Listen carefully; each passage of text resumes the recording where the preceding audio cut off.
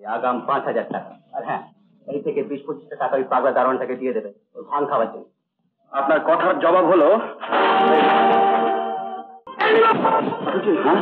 এরা সমস্ত মূর্তিগুলোকে একটা চোরের কাছে বেচবার বন্দোবস্ত করে ফেলেছে। আপনি নজর রাখবেন যাতে কোনো মতে মূর্তিগুলো সরিয়ে ফেলতে না পারে। আপনি কিছু চিন্তা করবেন না বাবুজি, আমি সব দিকে ঠিক নজর রাখবে। হ্যাঁ কুশল। আগে হ্যাঁ, থাক থাক বাবা, থাক থাক থাক। হাজার হলেও আমি তোমার বাবার পুরনো কর্মচারী, আমাকে প্রণাম করলে আমি যে লজ্জা পাই বাবা। আপনি কি বলছেন কাকা বাবু?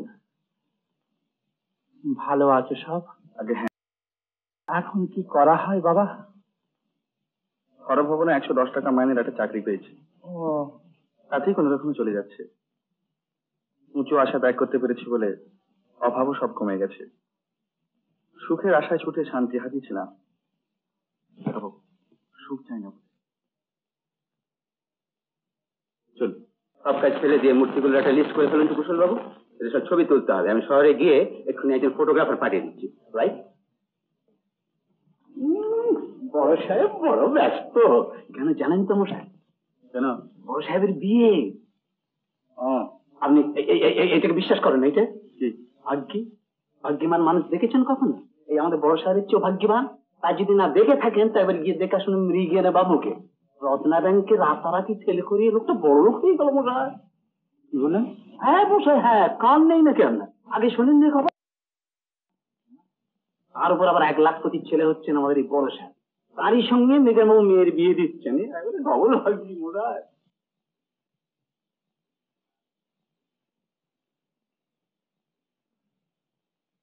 একেই বলে বহার। সবই গ্রহযোগের অনুগ্রহ মশাই। আবার কি হলো? একটা ভাগ্যের কথা শুনবেন? না আর শুনুন না মশাই, প্রাণে বল পাবেন। ট্রান্সপোর্ট কোম্পানির ছোট বাবু ঋদ্ধিনাথের সঙ্গে গোসাই পাড়ার সাবানদার আদেশ বাবুর মেয়ের বিয়ে। চমকে উঠছেন কেন? মিথ্যে না, আমার ভাই ট্রান্সপোর্ট কোম্পানিতে চাকরি করেন, সেই তো একটু আগে এসে বলে গেল। সবই কপালে লেখা থাকা চাই মশাই, আর চাই গ্রহযোগের অনুগ্রহ।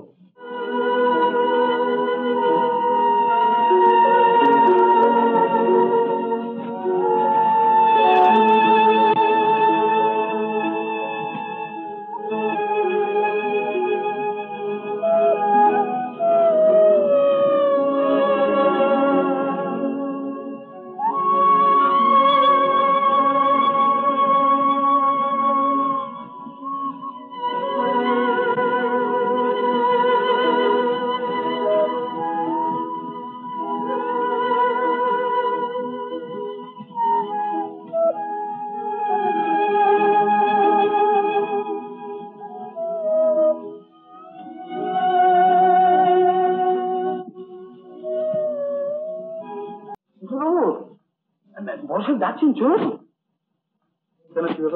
আমাদের জন্য দুটো পয়সার ব্যাপার, জানেনই তো যে মানুষের জীবনটাই হলো কোনো মতে একটু পাইস করে নেওয়া। মেয়েটা থেকে মোটর চালান করে দিবি। চালান করে দেবি?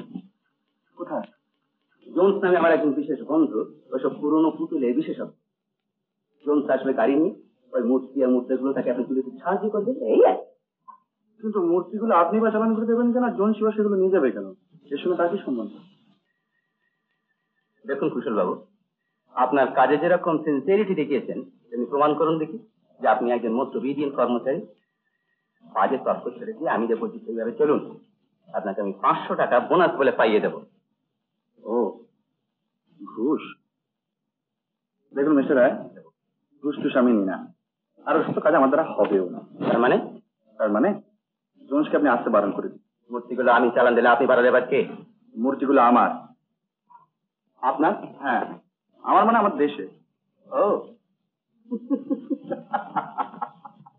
দেশ আর যান, দেশের কাছে পাচ্ছেন মশাই, যে বড় দেশ দেশ করছেন।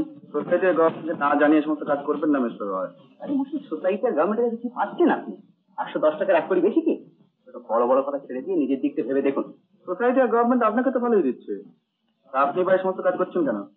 ল্যাক অফ রুপি, এটা আমার দরকার। জোন্স বুঝি আপনাকে ওইটা আমি বলেছি? হ্যাঁ, আপনাকে 5,000 দেবো। না, 10,000 দেবো, 10%। তাই আর রাতের জন্য ট্রাক নিয়ে আসবে, সব ব্যবস্থা আপনি করে দেবেন। আর আমার গুড সেটের প্রমাণ এই আগাম 5,000 টাকা। আর হ্যাঁ, এই থেকে 20-25 টাকা ওই পাগলা দারোয়ানটাকে দিয়ে দেবে ওই ধান খাওয়ার জন্য। আপনার কথার জবাব হলো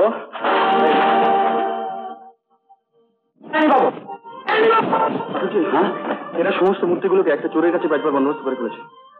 আপনি নজর রাখবেন যাতে কোনো মতে মূর্তিগুলো সরিয়ে ফেলতে না পারে। আপনি কিছু চিন্তা করবেন না বাবুজি, আমি সব দিকে ঠিক নজর রাখবে।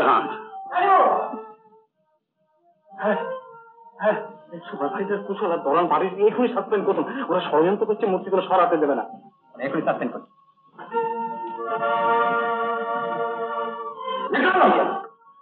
अच्छा जयराम जी, आज सब लोग देखेगा इस दुनिया में राम जी जागे या भूत जागे।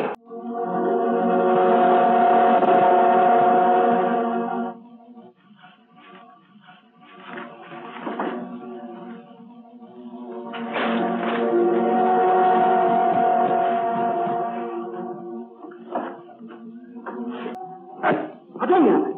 अरे नहीं नहीं, कभी नहीं, हटो। जयराम जी। अच्छा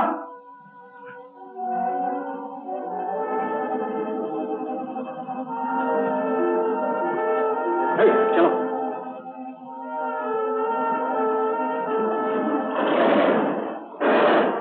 जयराम जी।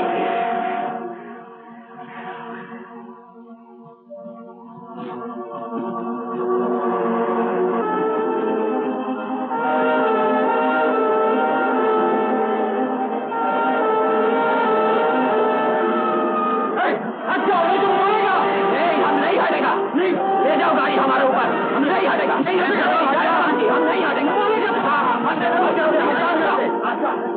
जयराम जी, राम जी जागे ना भूत जागे। जयराम जयराम जयराम जयराम जी, जयराम जी, जयराम जी, जयराम जी, जयराम जी, नहीं हटेगा। चलो चलो भाई।